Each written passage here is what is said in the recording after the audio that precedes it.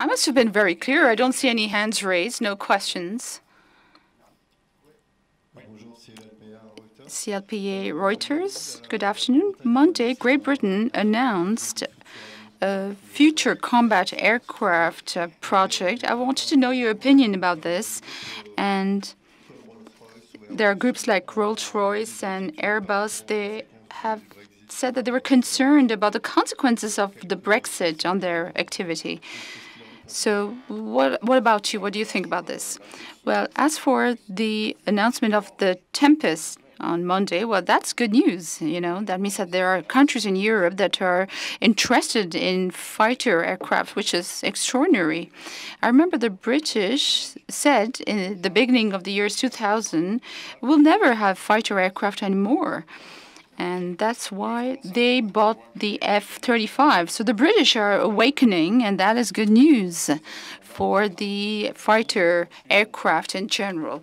We are pursuing our road that was traced through our political will. We are in fighter aircraft, so we're in defense. The political road was made by Angela Merkel, the Chancellor, and the President of the Republic, Emmanuel Macron. He wanted to build a Franco-German combat aircraft to prepare 2040. So we are following those lines, and there are two roads at this stage when we're talking. And as for the Brexit, yes, I could measure since a few months already as the president of the ASD, the concern of the British industrialists.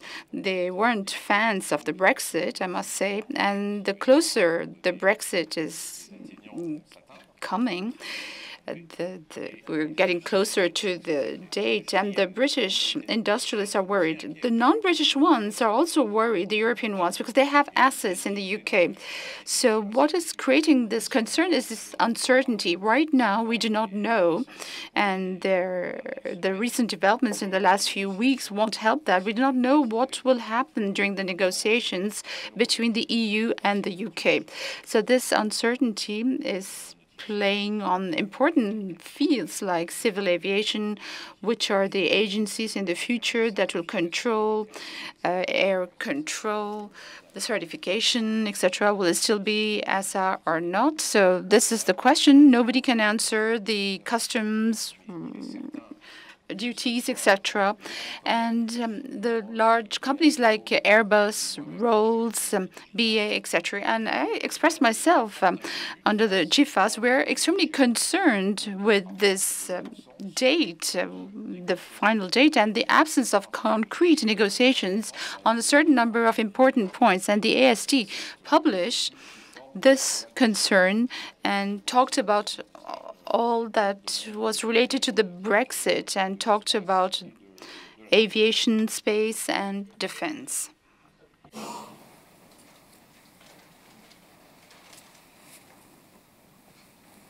Bonjour, Antoine. Hello. I have a question, please, on the competition situation. Referred to the competition in business jets, especially the newcomers with Bombardier. Now, what about the 6 Series being picked up by Airbus?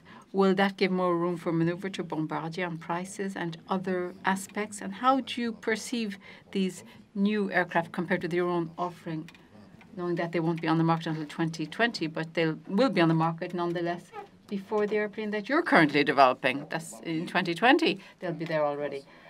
Well, Bombardier, in their agreement with Airbus, in a way, helped us out because it enabled us to save the C Series in a way so as to turn what was a deficit into something of a commercial success.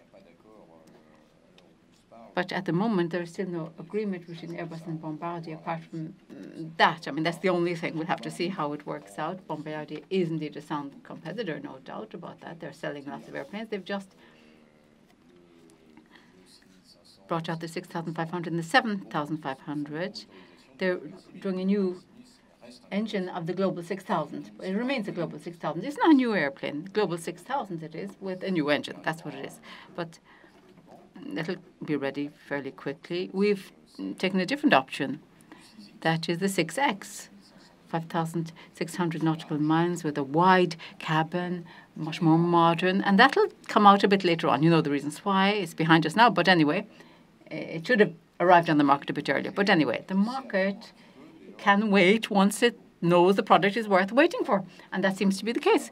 So we are really keeping a close watch on what the competition is doing. But we're quite confident about the fact that we have a 6X and other airplanes in the pipeline. We have loyalty by our clients who've already been so happy with their Falcons because they know our airplanes offer them something additional. There are plus points. Monsieur Tran. Mr. Tran. Good afternoon. The future air combat system. There is a film from Dassault that talks about the new generation aircraft, and there is a mock-up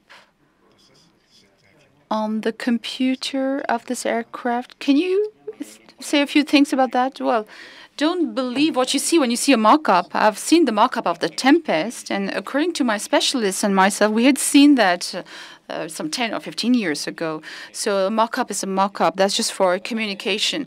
And then the reality, what the new fighter aircraft, Franco-German aircraft will look like, well, we're still writing our operational needs. We're still drafting the specifications. There's still no mock-up, no precise mock-up that we can show right now. And even though we might have one, we might not show it because we have a lot of competitors in Europe and in Great Britain, because Great Britain might not be in Europe in a few months.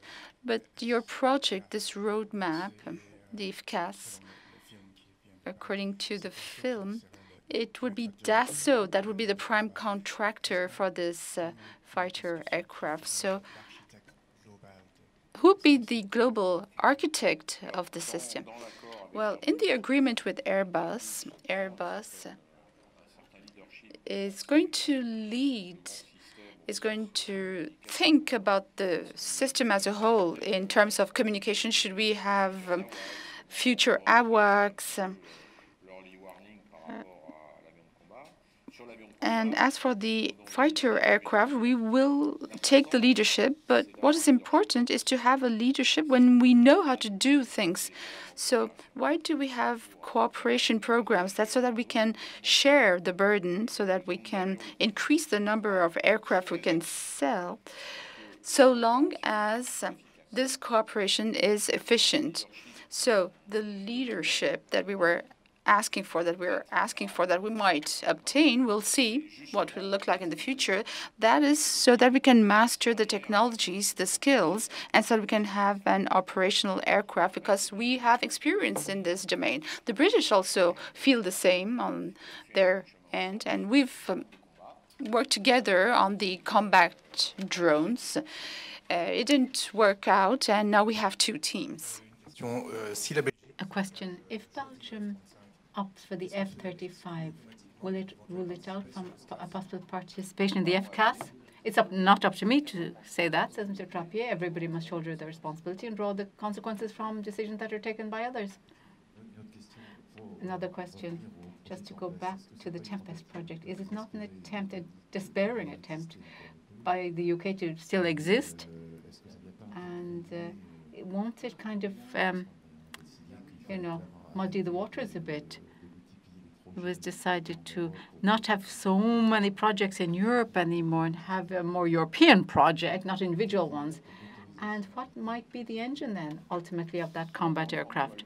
Well, on the Franco-German side, there's no mudding of any waters. The two heads of state gave their opinion just a month ago. So the path is being sketched out ahead of us. It's a long road. I mean, it'll be operational in 2040, so this is only 2018, and that's a long way away. But we're starting even to hear about demonstrators, but it'll be a long path, but it's being sketched out very well. And I won't make any comments on the British. They understand certain things. As I said earlier, I'm enthusiastic because I see the British are not satisfied with an F-35. So that's good news, isn't it? So maybe operationally, it's just not quite right, and maybe industrially, they just don't feel it's the right thing for them. But these are only suppositions. It's up to you to do your own investigation.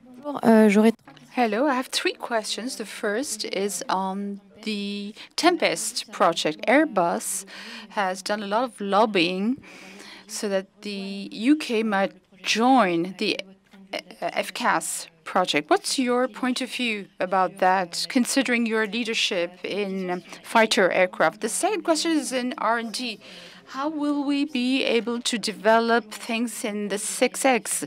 Will there be more R&D during the year in spite of the drop we posted in H1? And the third question is the possibility of compensating for Safran for the 5X. Can you please introduce yourself, Chloé Lemarnier, Exane? So the first question, well, I've forgotten it now. Yes, the lobbying. Well, the Airbus lobbying, I'm going to tell you exactly what Airbus said.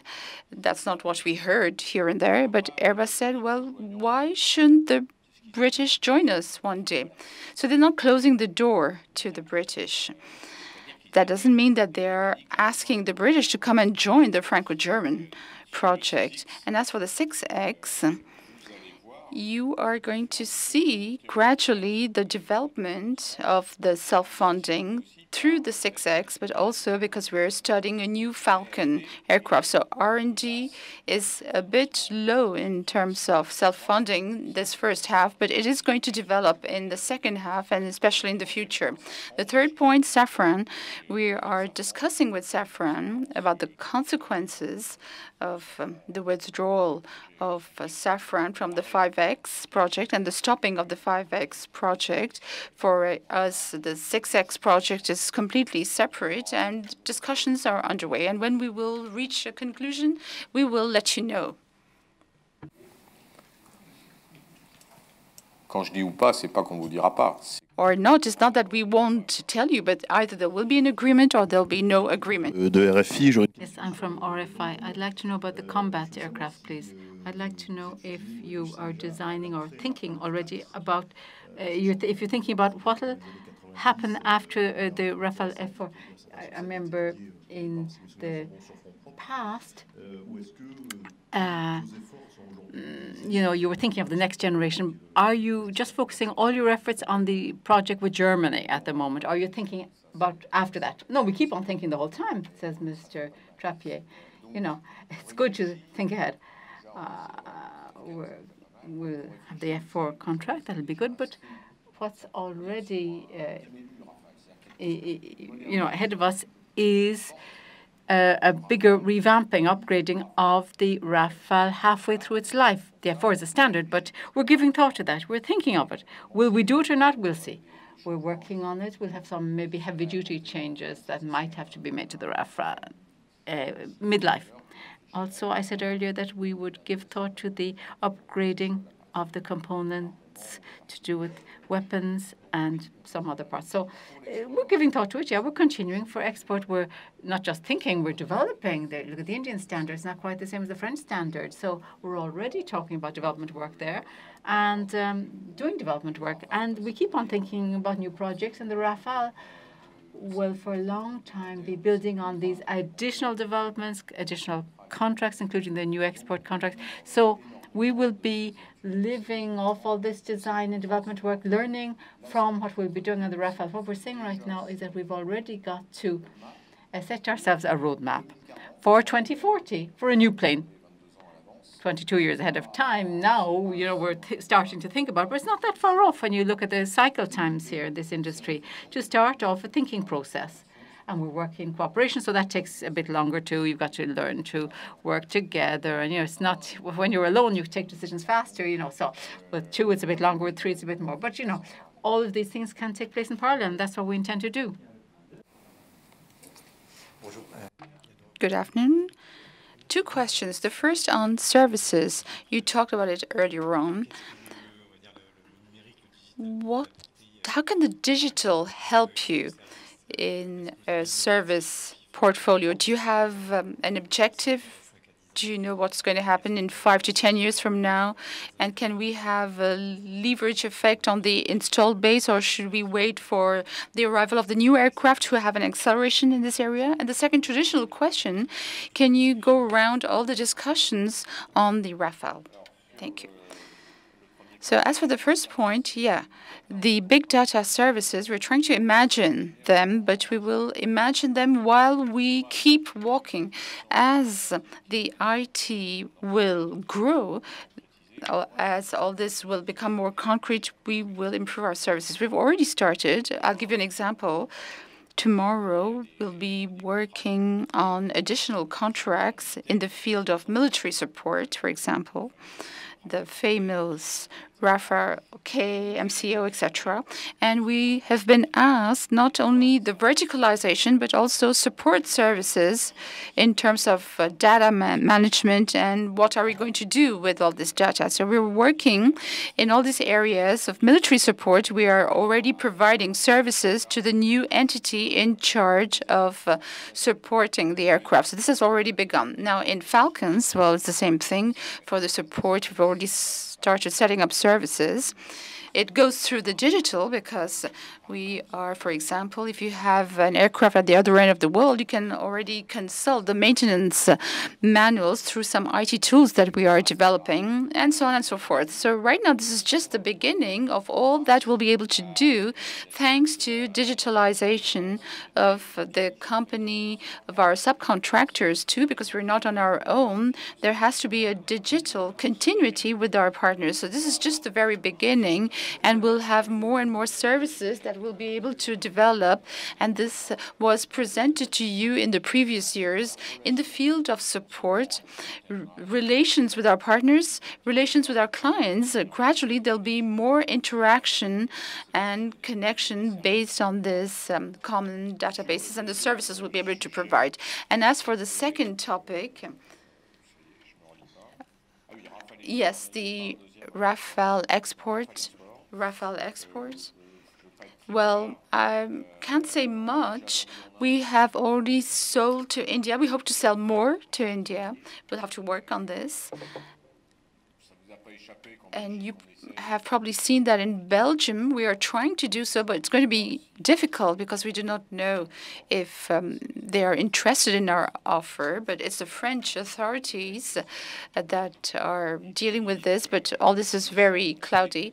And Switzerland was launching a new call for tender. So we're going to prepare ourselves to win this contract in Switzerland. We will be one of the persons interested. We'll be serious, as we've done since a long time, to meet the needs of Switzerland in terms of fighter aircraft. Other countries, there are other countries, but we'll talk about them at a later stage.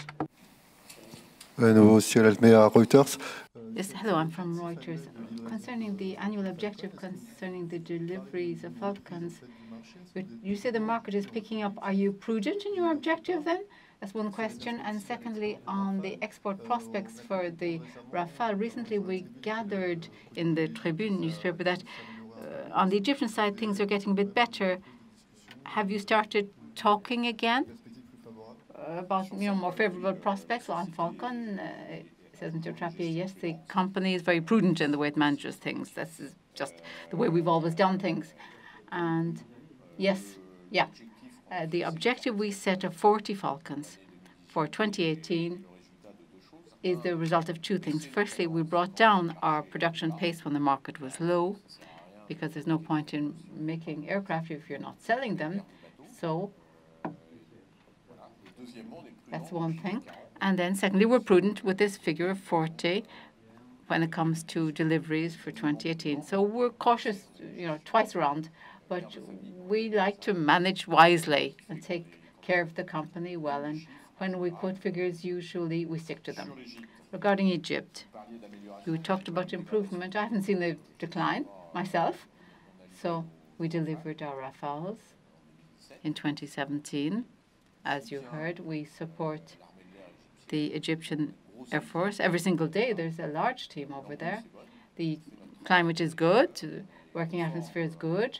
We're in line with our contracts and fulfilling our contracts. So there's no improvement or deterioration. We have a relationship of trust with the Egyptians. I'm speaking for Dassault. Et ses partenaires. And of course, its partners too, Safran and Thales.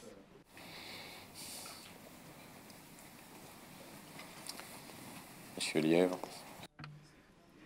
Christophe Ménard. A question on the mix of BizJet orders, business jet orders. Is the mix different? Do you have more 7X, 8X?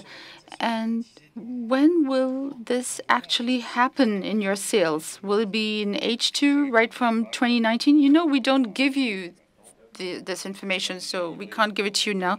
As for what we've delivered, you'll know gradually, because we know what we deliver, but we cannot forecast our mix. What we hope is to sell more 8X, 6X, 900, and 2000. So we can't give you the mix. At the end of the year, we draw a line, and you get the figure. Yes, Mr. Chairman, I'd like to know, please, where such courage and confidence comes from that you have accepted to take the lead for this Franco-German military aircraft. We talked about the FCAS. I mean, according to what we read in the newspapers, these headwinds we're up against in this whole context, you know, the crosswinds and headwinds. The European countries seem to be wanting to purchase the F-35. The chiefs of staff don't seem to agree on the objective. The governments don't seem to be in agreement either on the export situation. And the skill sets of the two countries are totally offset, one compared with the other. And we wonder how on earth you're going to get some balance into this situation with Germany. And as you mentioned yourself, there's, there's this storm in a teacup, really, with the English. But you keep on saying we're going to make a success of this. I think you're very courageous, very daring. Well, you've got to be tenacious in life and stick with things, you know, says Mr. Trappier, Marcel Dassault, Serge Dassault. Everybody has been, Charles Edelstein, they've always been tenacious. What you say is true. I mean, what you say is true. There will be roadblocks, obstacles. It's not going to be just a bed of roses. And, you know, some people in the past wanted Franco-German partnerships, and they're saying the opposite now. And those who didn't want such partnerships are saying the opposite too. So, but the real issue is the following. Do we want to see a future for French combat aircraft, French and European, or do we want to buy U.S. aircraft in 20, 30, 40, 50 years hence? That's the question we've got to answer. Our obligation, our bond and duty is to prepare the future. We've got the Rafale right now. As I said earlier, it will be around for 10, 15, 20, 30 years. We'll be supporting it more and more. But our obligation, our bonds and duty to the upcoming generations is to prepare the future. If we ask to do it on a Franco-German basis, you know our capabilities, we'll say yes.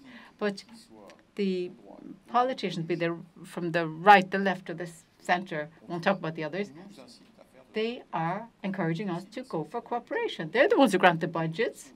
They'll grant us a budget if we do cooperation. So we said the first time, okay, we dare you. So we looked at the Neuron possibilities, and they said, we'll only give you 50% of the money, then you've got to find the funding, match funding. We found the match funding. And people thought Dassault couldn't cooperate, but we did. Look at the Neuron. There's no, overrun. It's stealthy. It's achieving the performance level set for it. We had the 400 million euro in total that we received with the other countries. So we got the budget together. For American, it would cost much more. There were 6 entities that did it. It's complicated to work as a 6-entity grouping, but we believed in it. If there's political will in 2 states, at least, we'll see in the future if it's more, at least 2 states, if they've got political will to do it, well, then it'll get done. I mean, Germany didn't buy F-35s, don't forget, even though the German Army, Air Force sometimes said the F-35 was good. The Belgians, if we're optimistic, won't purchase F-35s. The Europeans want to buy American sometimes, we are not resigning ourselves to that fact. We want to preserve the skill sets, the competencies, and the strategic autonomy in this country, as we heard from our Prime Minister in his tribute to Patriot Saturday. So if we want to, I mean, if we develop it with neighbours, be they German, English, or Italian, it's not up to us to choose. That's the politicians who choose. We bring our competence to bear, our technical know-how. That's why we're optimistic. We've got to pursue the work that was started before us. So it's being tenacious. I'm sure there'll be lots of obstacles, though, but we're still tenacious. We also said, as you know, that, we won't be stopping the export Rafales. Charles is smiling over there. I can see that.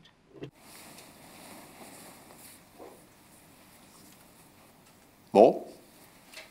Bah, écoutez, Okay, then, I would like to thank you all, and we'll meet you soon.